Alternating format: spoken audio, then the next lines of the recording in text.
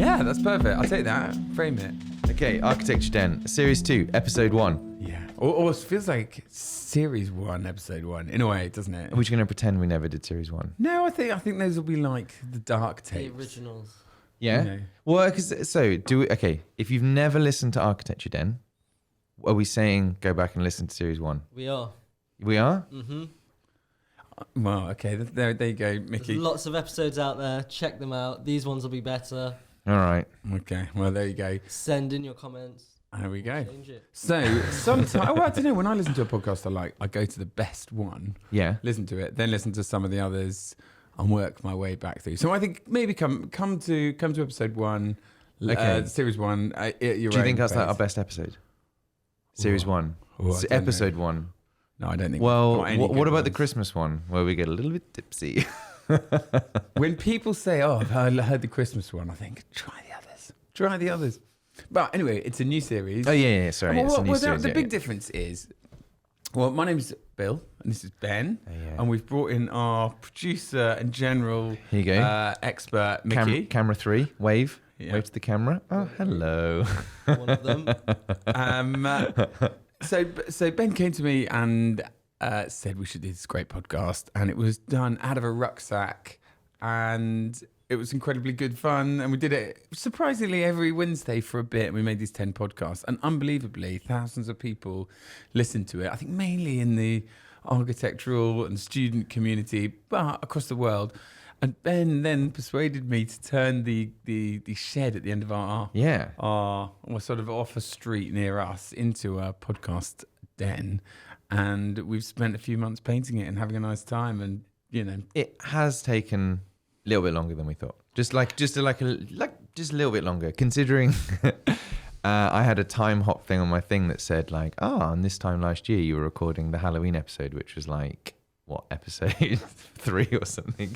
So it has taken a little bit longer, but the output is amazing. already you can hear it. Okay, so if you're new to the podcast, what would you describe? We were talking about this in the pub. What would you So, well, we're architects and we design world class?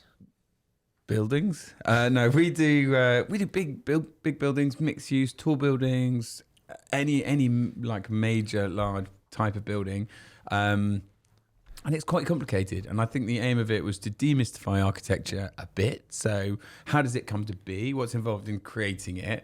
And also, they're quite a lot of architectural journalism is quite Ooh, well, I don't know. careful. It's for architects, I think, and this Okay, is maybe yeah. to understand a bit more about how the money is involved, what the politics are, how what it's actually like to work and be involved in these big projects, how their shape comes about, what's involved in creating an object that 10,000 people work in, what we think about what it will be like in 10 and 20 and 50 years' time, what's fun about it, what are our frustrations. I think there's some general transferable stuff I don't about... have any frustrations. No. No, none. No.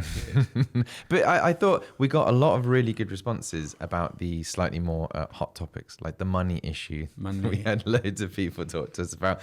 And then we had the university one, the very first one, was the one that is actually triggering something we're doing next week.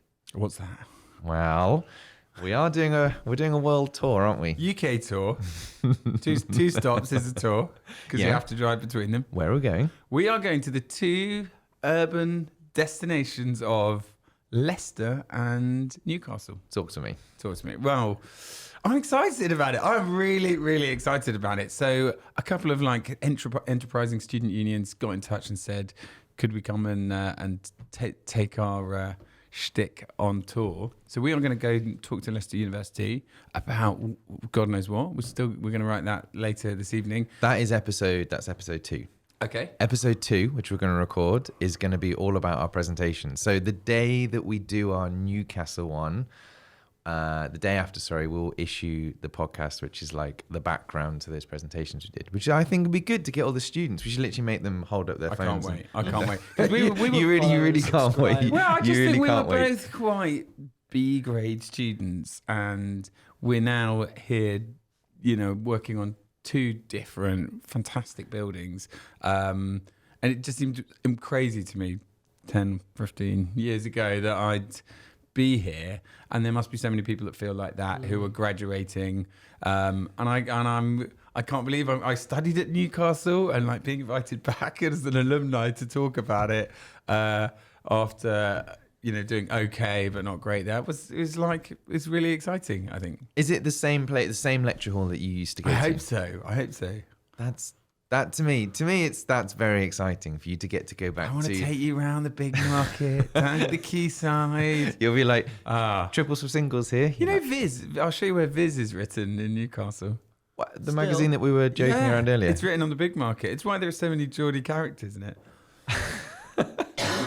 But that's very interesting about the changing futures of architecture for the students coming in now. Because almost maybe the 10, 15 years, I know from my side in the digital industry, it's been transformation solidly for 10, 15 years. And it looks very similar, definitely on the business front, the architecture, sustainability.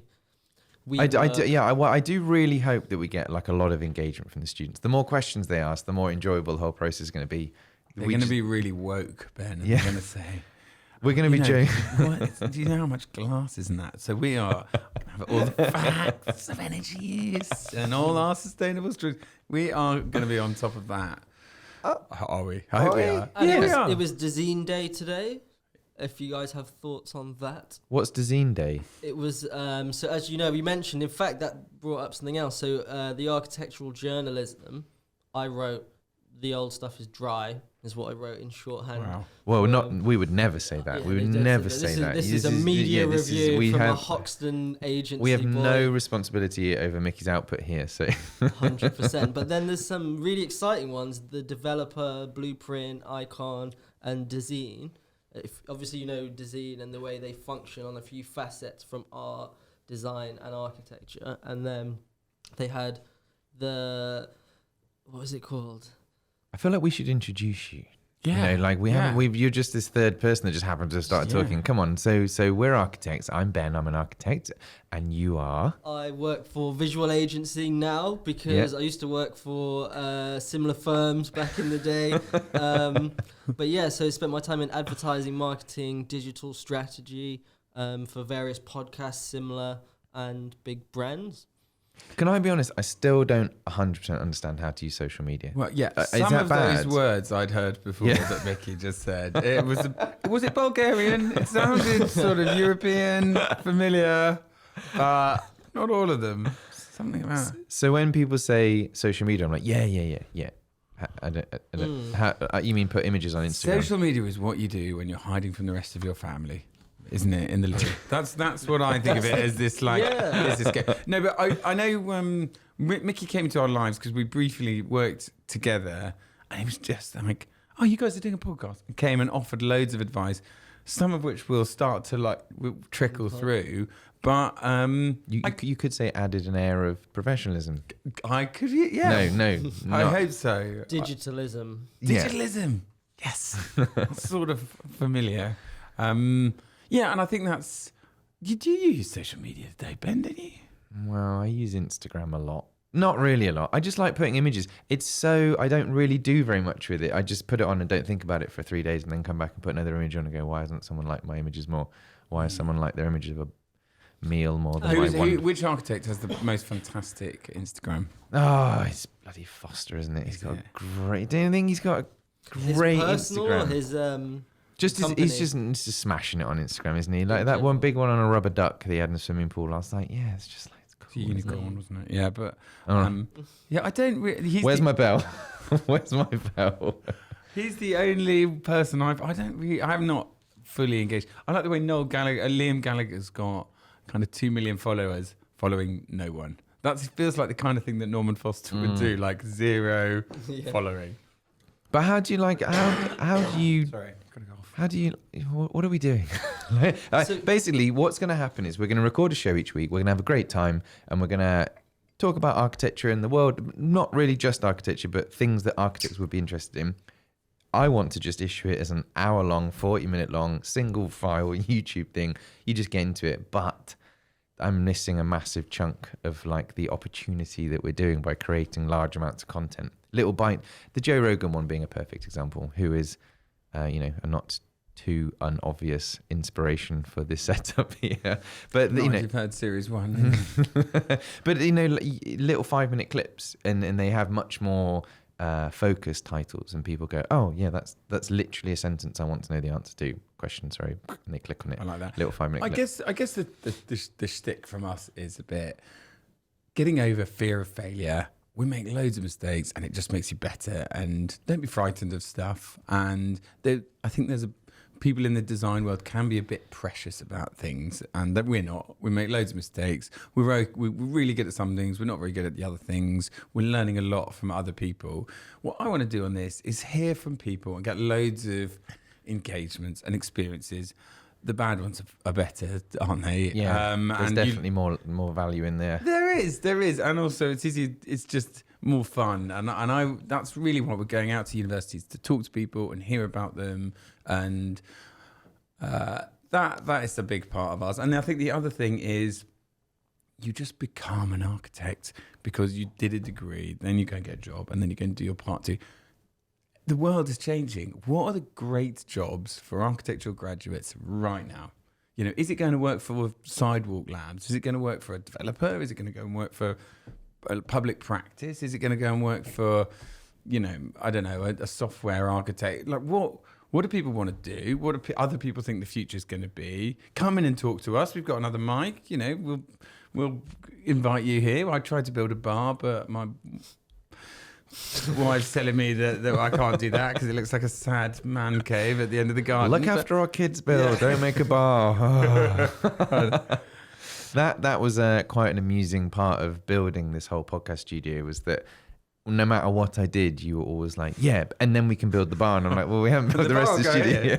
Yeah, but then we can build the bar. And it was like, why don't we get everything working? But the bar can go just on there. Everyone must have had this. You buy a house, you put everything you can into it. You leverage yourself to the absolute limit. And then your partner doesn't let you make a single choice about anything in it. I feel so robbed of opportunity. All my oversized, hilarious sort of furniture and objects that are brilliant. Didn't you have like a bull's head in your old house? I've still got I've got all of this stuff in the attic, and it's just been absolutely. I can imagine Lucy just literally like. No, well, maybe we could bring a different object and put it on the wall each week, and then the audience could vote. I am desperate to animate this room, but you want to keep it very like minimalist and elegant, very architectural studio. Well, I just, man's battle against furniture. It's easy to accumulate stuff. You know when you walk in someone, when you clean the car, clean a car before you sell it to someone. Yeah. Like, this is fantastic. We should have done this ages ago. Like, I haven't hoovered this 12 years. And I felt a bit like that in the flat we sold. We cleaned it. I was like, and we chucked away all the stuff to take photographs. And it looked fantastic. I was like, I would buy this. Yeah. And I think remembering not to get a load of stuff. So that was where it came from, a place of experience. What's funny is that we don't really ever talk about interior architecture. Like in our first series, we were very much like the biggest possible buildings and cities and spaces, but like the data, like interior architecture is just this invisible thing that we never talk about, but we do it all the time. But I was just thinking back to things that we can talk about during the series, is that we never really engage with interiors. Did you guys write the plans for this? Is there papers everywhere of different sketches and designs? Oh, what, for the space? Yeah. No. The table's amazing. If the audience can see it, it's very thick. Yeah, here you go. So like what you can't really see. Can I zoom out a bit on the camera? Can we make this just very quickly, and then I can show you people okay. Sure. And I'm going to check I'm recording because I'm really terrified it's not recording. Okay, here you go. Goody. So that is camera 5. There you go. Look at that. Yeah, that's pretty impressive. Okay, so episode 1 we'll zoom in like this, and then episode 2 we do the thing. Here you go. What was the specification on the wood? Because it's very thick. Oh, yes, please. Did he tee you up to say that? Well, thank you, Mickey. It's actually a very interesting story. So, what happens is Bill goes, just get it done, and then you ordered the wrong coloured wood. Measure twice, cut once. You know. I didn't. I ordered. You ordered the wrong color. It was like it was red. It was red. I do get these rush of blood to the head. I got some unexpected money in my bank account, and I was like, I'm gonna get tickets for this game, and I'm gonna take Lucy away to see it, and it's gonna be great. And I just misread the date of the thing, and I organised this whole weekend with Airbnbs and Eurostar, and the whole thing happened in about a quarter of an hour, and once I get wind of it. Anyway, that's what happened here. Hang on. Let's get back to camera force. Right. So I don't know if you can see, Mickey, but actually there's 2 levels of wood to this desk. That's not by design. The top bit is to hide the bit that Bill bought. You see? Yeah. Both perfectly the right size, though. A happy accident was I thought this was way too high, and I think you nailed the height. I think the no chairs thing adds a definite level of movement and energy. And why did we configure it like this then? We're hoping that we will have a couple of guests. Yeah. Aspirational. We're thinking, targets. what? I watched, do you know Mr. Beast on YouTube? Anyway, it's irrelevant if you don't. He did a video to himself 5 years ago that was me in 5 years. He did a little video diary, like a video message to himself in 5 years' time. It was quite cool to watch himself. For us, in 2 years' time, what would be our aspirations for this podcast? YouTube show, really. Norman's floating around in a unicorn, isn't he, in the Provence? I guess I'd be dialing in remotely. You'd be here. You know. Bill would be creaming off the profits somewhere in some sort of island. Is this thing on? Like Tiffany would bring in an iPad on a bejeweled napkin and place it near us in the shade. Okay, well, who... I haven't got long, guys. Who would be a dream guest? Oh, I think so like mayoral candidates, you know, Sadiq's our current mayor. I think it'd be great to have him on. I'd actually like Phil Glanville, the mayor of Hackney. I think people like that who have a political bent. I think that would be quite interesting. We'd be quite nice to have our heroes on. You know, we love Björk Ingalls. Yes, we do. A few other rock star guests like that. That would be a dream. Some of the architectural journalists, I think it would be fun to have them on and, you know, push and pull them a bit on why they think what they do. I think that'd be quite fun. Can we name his name? No. In my head, though, Björk Ingalls and Elon Musk live in my head, they're very similar style personalities. I just don't get the Elon. I think he, like, the whole tech bro Elon thing is not, But I like him. What about his Hyperloop? When he sits there and they're asking him the calculations for his Hyperloop on his boring company release on TED Talks. Yeah. Did you see that? And Future of transport, Bill. It's so up your street, Hyperloop. It is. But I don't like it. No, I didn't say that. You said dream guest. I think it was a lazy choice, Elon Musk. I think it's like no. Queen on. I want Björk Ingalls on. That's what that in 2 years' time. Mine's much more realistic. You want to be in an island, dialing in remotely, creaming the cash off the profits. And my dream for 2 years' time is to have creaming the cash, mate. There is no cash. Mickey said, and I quote, "We could be making 6 figures if we sell the stuff." I quite like the idea of a broad range of people. I would like to get a newsreader on. I'd like to get Peter Rees on, who's the head of planning. I'd like to get one of our clients on. I'd like to get... Do you know, I'd like to get What do we write on the board, though? I would like to get some... Peter Andre. Yes, we did. Who else have we got? We got Peter Andre. Hang on. So for those listening, for those of you can't quite see it, just here we have a very large whiteboard. The largest whiteboard that Bill could get his hands on. And of all the tech that you can see in this room, you know, Joe Rogan style podcast, tellies, everything... He wasn't interested. The whiteboard, I had to be so excited about this bloody whiteboard. He's like, Ben, I bought the biggest whiteboard. It's arriving on a flatbed or whatever. Anyway. You have no idea. You guys come here on a Wednesday. I come down in a dressing gown, like early on a Sunday morning, clean the whiteboard. With your cigar. And write. Take a note session. And then I think, what? I write things like, you know, my Venn diagram, things that matter against things you can control. And I write things like think, then act. And I write kind of haiku. It's odd. Oh, can we say that you're in parallel doing a course? No. Because the amount of times I'm going to hear the little Venn diagram that he's drawn, those are clever little things you've drawn on, like things that matter, things you can control. The Venn Can we diagram. not talk about that? Is that the Mickey's uni one? like, 'Cause I'm No, we quite can. interested in- I'm doing an MBA part time, and A basketball player. yeah. I'm for a short guy. It's not For those who don't know, what is an MBA? It's a master's in business and management, basically a master's of business administration, and it's great.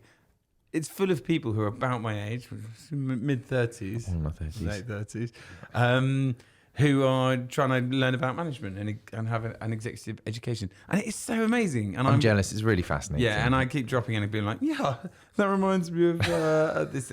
So I'm going to try not to do that. But if I do, Okay. Yeah, I the know, way bro. that interlinks together at your stage of your career is actually also really important for the students you're speaking to next week. Yeah. Because they're coming in excited with their kind of dream sketches, and then you guys have come all the way through and built some really huge buildings, some amazing buildings, and Yes, then we have. also looking to branch this to the next stage, or just incorporate the business knowledge as well as the architectural knowledge. yeah, I wonder. I want to know what people think. I suspect that there is huge anxiety about for people who are studying. Firstly, there is anyway. It's like a lovely warm bath, isn't there, being at university, and then the world is out there, and how's it all going to pan out? Secondly, the world has never looked more scary from a macro political position, or from an economic position, or from just the idea that no job is really proven to survive, and there is like, how can you educate yourself for a world which is moving so fast? That's partly why I'm going back to school. But I don't know. We're not at university, and we've done something, and but I remember it being quite kind of fun.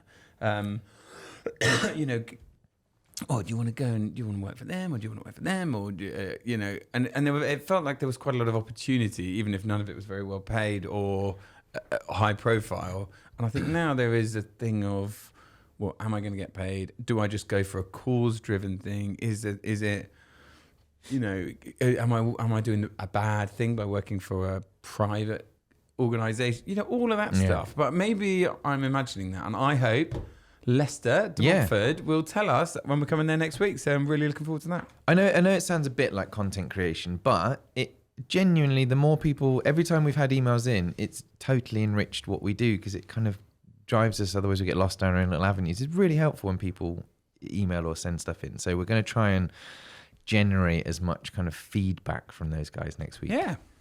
How many people are we presenting to?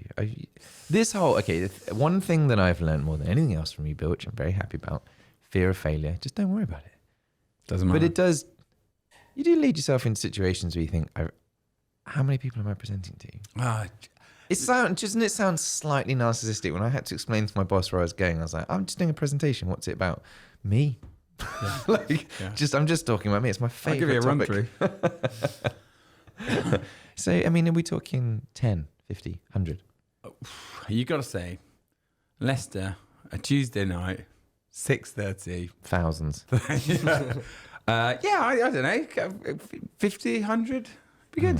It's going to be awesome. I'm so Our first excited. live I'm gig. so excited. I remember being at uni when people would come in and talk, and I remember... Oh, mate, don't. I gave a talk at Bristol, West of England last year, and a girl that I've tutored and who's worked at our company asked me, and I thought, actually, she's done loads for us. I'll get on a train, I'll go down. And she led me to this quite big auditorium, but there weren't that many people, so I was like, oh, that's fine. And then it just started filling and filling and filling. And I'm like, oh, my Saw knees. the program with the picture. Well, at the top. yeah, and I felt my knees going, and I hadn't had quite enough time to prepare, so I'd sort of portmanteaued two different presentations. One was quite sort of poetic, and one was a really technical study on like sustainable mega buildings. So it was this like two talks, neither of which were my own voice. You're like, Well, no, you carry it, but you know when you're doing someone else's, you're desperate to break out of it and say, well, that's not really true. And I didn't, and it was quite a tense day. And it just made me think, prepare, and also be your own voice. So even if you're presenting someone else's talk, you know, I say, I don't know what that is, or we tried this test and it all went wrong. And I think if I've learned anything from that, it's just don't steal someone else's presentation. Well, part of our strategy next week is that we've got an hour basically. So we've got questions and answers at the end, probably like 20 minutes, which would be great. And then we're saying probably 10 minutes me, 10 minutes you, 10 minutes about architecture and whatever. But your talks... 10 minutes about you? Yeah, your talks and stuff you've done is so much more interesting than mine. I'm like, I don't want to go second. I don't want to go after you. Because you're saying, I did this talk at big university. I did talk about waterproofing at the building centre. Nothing wrong with that. Honestly, Let's play to our strengths, I was so excited. I was like, shit, I've got loads of presentations. I did like 40 slides. It was super detailed. Funny you say that though. And the next guy on did 5. And at the end, they clapped me and him off, and they were like, "Thank you, Ben, for that incredibly detailed presentation. I'd put so much effort in." I was like, "I'm pretty sure you could build a building after watching my presentation." You know, I think yours is what people will remember. I remember there's a tall buildings conference called CTBUH, which it's a brilliant conference. What does it stand for? The Council of Tall Buildings and Urban Habitat. Well done. Nailed it. And actually, people can come on, and you can have Jean Nouvel, you can have one of these big guys come, and they talk about their beliefs and the poetry of it. And it's quite easy to do. You say, "Oh, there's loads of people on the planet, and we need to be conscientious about our energy use." Actually, the talks I remember are a guy who spoke about the nodes which are on the cladding panels of tall buildings, which they use to sense what is going on. You know, tall buildings used to have a single one on the top, which would tell you how fast the wind was blowing. And now every panel has 4. And that's feeding real-time information about the movement, the structural performance, wind, rain, the environment. And he just kind of spoke about this very niche thing. And it was so rich in detailed and real world experience. I'll never forget it. And the kind of talk I do where I say, you know, broadly moving from one sort of unthought out political view to the next, like actually it cuts through it with some factual stuff. So I'd listen to your waterproofing talk. It was pretty dry. That's what you want. But in terms of the demystifying, that stuff's really, really exciting. From non-architects, everyone assumes architecture is the building, and the building of bigger and bigger structures. But the most exciting bit through our social media YouTubes that we use, is how deeply you do think about it and the richness of studies. And I've seen some of the drawings you do, and the concept drawings, and it's you create almost entirely fictional worlds in these sandboxes to conceptualize, test. I mean, it's that post like rationale that people aren't completely honest about. The idea of this lone poet who does a napkin sketch of an outline and it becomes a building. You know, you have a site We all do that's that. highly valuable, all these napkins. No, sir, you can't pay for your meal with your... you know, you have the outline of your site and you extrude it up until you hit a constraint. And those constraints are views and daylight and sunlight and rights to light and townscaping views, and you sort of shave mass off until you're left with a broadly acceptable jelly mold, we call them, but it's a sort of a mass. And then you start massaging that into a shape that works with the lifting. And so... And the developer's like, what if you just made it as big as the site? I just move this bit out of it. Just make it slightly bigger. That is a take on it. But it is obviously, there's a lot more poetry to it than that. And there are just so many consultants involved. And that's the kind of thing I would like to talk about a bit. You know, you look around the table and there's a heritage consultants and there's townscaping experts and there's BIM coordinators and, structural engineers and MEP and 20 independent. Yeah. Those are all fantastic interesting jobs in their own right. And I think when you're an architecture student, you think you're going to become an architect. But what What are those? What's the next seat at that table that isn't there? You know, we're designing drone ports to go on roofs because people think that's happening. Well, no one knows really anything about that. Are you going to be a kind of drone consultant? Is someone going to get hold of that? And I just think there is so much opportunity there. And in the land of the blind, the one-eyed man is king. If you just were the first person to actually deliver one, you just be the only. You know, you could do something fantastic. And I think there are loads of options other than just being an architect, or be an architect and do one of those great things. Yeah. You're right. The amount of consultants we work with on big projects. I did. Talking of over-egging presentations, again, I did. You're doing one right now, aren't you? I did a presentation to some university students. I just wanted them. They wanted to know about what I did. So I said, you know, like, well, here's me, and then here's the team that I work with. That's 15 people. And then suddenly it was, here's the structure engineers, 25. Here's the service engineers, 25 people. And I just went on, and this little diagram got bigger and bigger until it was like 150 people, everyone just in the design team, not even the building of it. And they were just like, that's ridiculous. I don't even know what that means. I don't even know what any of those words mean. And that's just the design team. And if you think before that, there's the whole funding and ownership of the site and raising the money and buying the site and doing all of those kind of studies. Then there's the design team. Then there's the whole political side. What's the political will? How do we understand that? How do we engage with them? How do we bring them on the journey? What's the, you know, community infrastructure levy? What's the affordable residential proportion? How do we predict how local elections are going to change what those restrictions or opportunities are? Then you design it in reaction to that. Then you've got to go and build it. Then you go up to literally tens of hundreds of firms who are making everything from roof lights to steel coatings to whatever. You then get someone like a big contractor to build it. They bring on 1,500, 2,000 people to build it. That then takes so by the time you get to an end product, 5,000 people who have been involved with it, and I think that collaboration doesn't always come across. So when you drive around with my mum and she says, "Did you do that one though?" You're like, "Well, yeah, I mean, it was all me. It was all me." But it's what funny was your job? And you're like, it's funny you said that though. You know, we're talking about remembering people who came in to do talks. A guy from Westfield came in who used to be an alumni of Nottingham, the university I went to, and he was an architect, and he left and went to Westfield. And he showed us this enormous Gantt chart, you know, like hundreds of these little bars. And he was like, this is the day that we start thinking about it at an investment level, and this is when we acquire the site, and there's all the lawyers we work with. And this huge bar, here's the little bit, that's the architectural bit. And we're all like, oh, you're not the most important people in the room. You're one of an enormous cog. yeah. And you're No it just one really is. stuck in my head, that one. Yeah, yeah, that's true. And no one is. And I guess opening it up makes you think you could be part of any one of those and still be part of this great, fantastic product. So rather than feeling you've got to force the things that naturally interest you into this path, you can make it your own.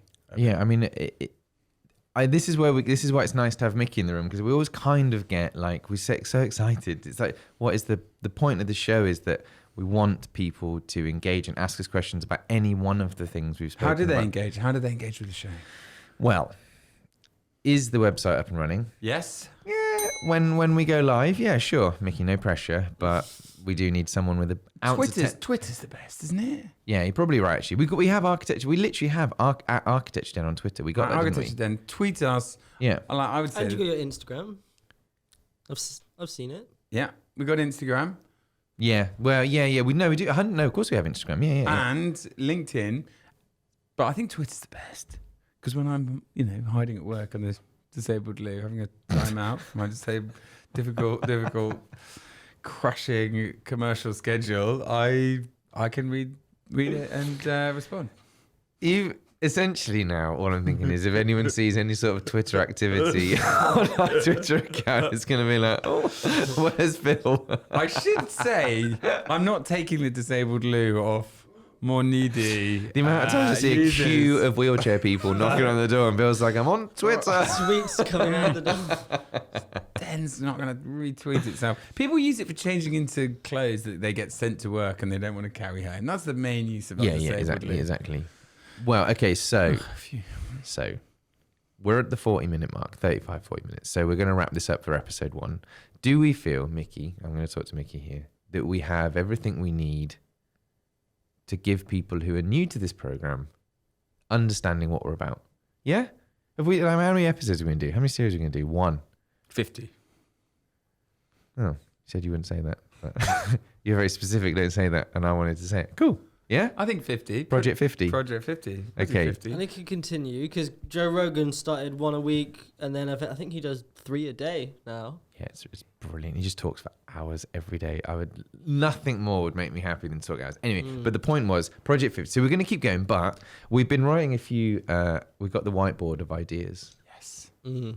Do you want to mention any of the people you've got on the predicted No, that's guest good. list? I've got some nice feature ideas that I want to bring in slowly, but no, I think that's a good premise. I guess, we want people to get in touch, and if there are particular things people care about or want to hear about, we will name check you if you're an early subscriber. But we're going to tell you some stories about people who work in our industry, how certain buildings came about. We're going to be interviewing clients who have brought the money behind some of these big buildings, and they're keen to be part of it. We're going to talk to some other kind of well-known architects who you'd have heard of. We're going to talk to people who have just left our firm to go and start in different firms, and like what that feels like to do a change. We're going to talk about people who have come into our profession late and what that feels like, and all of those kind of things. Some of the more universal stuff about how you manage change. Great answer. Solid answer. Do you want to? No, I'm not going to say it. There was an amusing one, and I'll leave it out. It's for another time. It's For another time. All right. Well, thanks for listening. Okay, thank you very much. And then next episode is going to be, tune in for next episode if you just listen to this one, because it's going to be me and you doing a little presentation from then to now. Wow. When we were 18 to 30 something. Live. Did we get a snippet? No. No snippets. Covered up. No, NDA. other than that's what we're doing, and that is going to be out next week.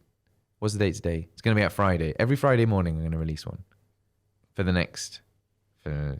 weeks. Thank you. Bye. Bye.